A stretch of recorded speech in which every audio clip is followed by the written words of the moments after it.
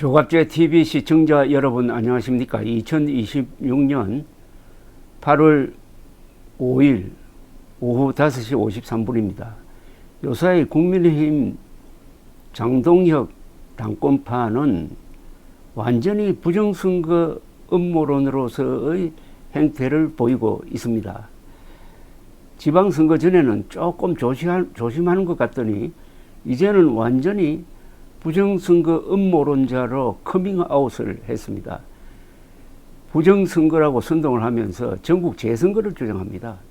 이것은 지난 6월 3일 선거를 무효화하겠다는 겁니다. 이런 망발에 브레이크를 걸지 못하는 국민의힘 국회의원들은 다 집에 가야 합니다. 그러니까 국민의힘 당원들, 국민의힘 의원들이 부정선거 음모론자에 의해서 끌려다니다가 결국 자기들이 해야 할 일을 못하고 말았습니다. 장동혁 대표가 민주당의 도우미 역할을 충실하게 하는 바람에 국민들이 외롭게 되었습니다.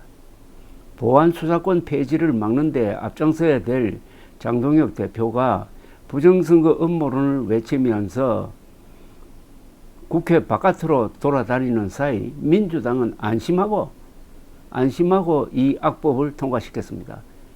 장동혁 대표는 아마 그걸 바랐을 겁니다. 장동혁 대표는 한동훈 세력 공격하는 데 열중하다가 야당으로서의 역할을 포기하고 결국 민주당의 전략자산이 되고 말았습니다. 요사이 국민의힘 안에서 투표율 조작이라는 말을 마구잡이로 쓰고 있습니다. 투표율 조작이면 이건 범죄입니다.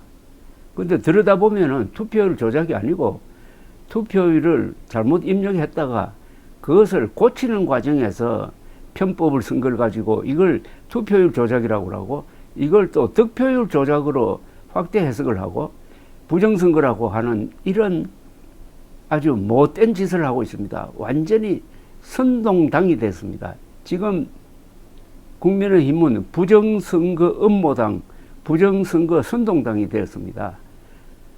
그런데 언론이 그것을 분명히 가려줘야 되는데 언론도 선동꾼들에게 놀아나서 부정선거 음모론의 한 축인 투표율 조작이라는 말을 그냥 받아 쓰고 있습니다.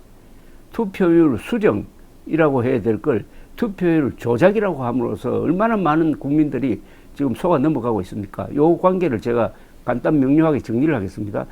투표율 조작이라는 말이 남발되고 있다. 조작은 범죄적 의도를 갖고 거짓 정보를 만드는 행위다. 선관위 측 사람들은 잘못 기입한 투표율을 바로잡아 총 투표율을 정확하게 맞추기 위해 투표율을 부분적으로 고친 것이다. 투표율 조작이 아니라 투표율을 처음 잘못 기입한 것을 수정하기 위한 변칙이었을 뿐이다. 이게 부정선거라고 주장하는 것은 그게 바로 조작이다. 부정선거가 되려면 투표율이 아니라 득표율을 조작해야 한다. 투표율 조작이 득표율 조작이라고 선동하는 자들은 멍청한 선관위보다 더 나쁜 사람들이다. 이들이 바로 국힘당의 장동혁 세력입니다. 선관위 상황판에서 투표율이나 득표율을 수만 번 조작해도 당락을 바꿀 수 없는 것은 각 개표소에서 확정한 후보자별 득표가 살아있기 때문이다. 개표소에서 참관인들이 바라보는 가운데서 확정한 숫자는 그 누구도 바꿀 수가 없다는 이야기입니다. 수많은 참관인들이 동의한 이 득표율을 조작할 방법은 없다. 그러니 부정선거는 원천적으로 불가능한 것이다.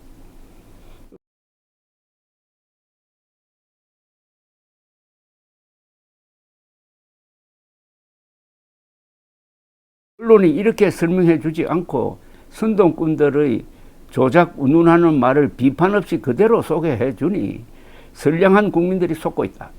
장동혁은 보안수사권 폐지 저지 투쟁에 당력을 집중시켜야 할 타이밍에 전국 재선거 선동에 몰두하여 이번에도 민주당을 도우는 전략자산의 역할에 충직했다. 기자들도 선동꾼들의 스피커가 되어 결과적으로 민주당 정권을 돕고 있다.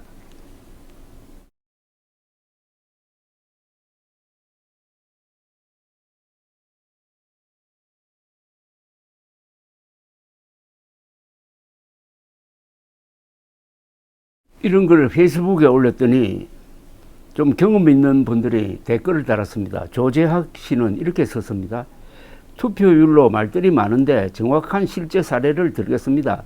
투표구별로 간사를 비롯 종사원들이 근무하는데 초반에는 어느 투표구 할 것 없이 적당한 수치를 보고합니다. 그러는 한편 간사는 투표지 절취선 부분을 100장 단위로 묶어 시간대별 투표율을 감안해서 보고하다가 끝날 무렵에 완전한 투표율을 보고하는데 문제가 된 투표구는 편차를 많이 두어 나중에 실제 투표를 맞추다 보니까 어떤 시간대는 투표한 사람이 없는 경우가 발생하는 것입니다. 물론 투표 실시 중에 정확한 확인을 해야 하나 옛날이나 지금이나 투표율을 띄기는 부정이 아니라 업무상의 일입니다. 최종적으로 선거 임명부상 투표인과 최종 투표율이 맞으면 되는 것입니다.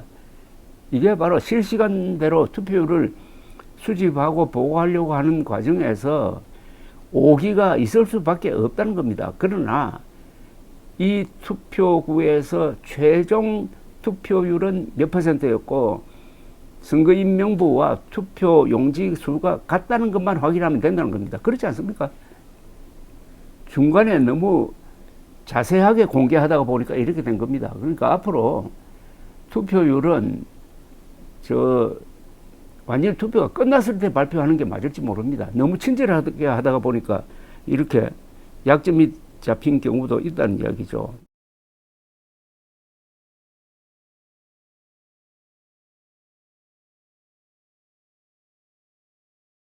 또 다른 분을 소개해 드리겠습니다. 니콜 팍이라는 분입니다. 투표율 조작이라는 표현은 잘못된 거 맞습니다. 조작이라면 결과치를 바꾸는 거로 오해하게 되죠. 선관위가 잘못한 거 맞습니다. 쭉 보니 관행적으로 이리 해온 것 같습니다. 시간대별로 투표율을 발표해야 하는지라 투표자 수 입력하고 다음 시간대 그전 시간대의 오류를 수정해서 입력하고 이런 식으로 해온 것 같아요. 상부 허가를 받고 수정해야 한다는 절차가 있다고 하는데 일선에서 투표가 계속 진행되는 상황에서 그냥 일선 선관위 직원들 선에서 처리하는 걸 관행적으로 해온 것 같네요. 이제껏 감사받은 것 안 받으니 이런 행정 편의주의식으로 일이 해온 거죠. 어쨌든 투표 다 끝나면은 실투표자 수와 입력된 투표자 수가 맞아야 하니 중간에 계속 오류 수정하며 입력했어야 했겠죠. 이걸 조작이라고 볼 수는 없어요. 투표율 조작이 가능하니 개표 결과도 조작이 가능하다? 모든 시스템은 해킹과 조작이 가능합니다. 실제 그게 일어났느냐는 게 문제죠. 그런 조작이 안 되게 하기 위해 시스템 관리자는 아이디별로 권한을 달리 주고 자체 감시, 감사하는 기능을 두죠. 특검을 하니 한번 봅시다. 부정선거론자들의 주장처럼 정말 결과까지 조작을 했나? 아니면 투표수 입력 오류의 방만한 관리였나? 이 문제를 제대로 알아야 개선책을 제대로 세울 수 있어요. 무조건 부정선거니 재선거해야 한다고 그러면은 재선거하면 그 결과를 믿을 수 있나요? 그건 모든 절차에서 완벽할 거라고 믿을 수 있나요? 제발 본인들 신념을 밀어붙이기 위해 이걸 이용하지 말기 바랍니다.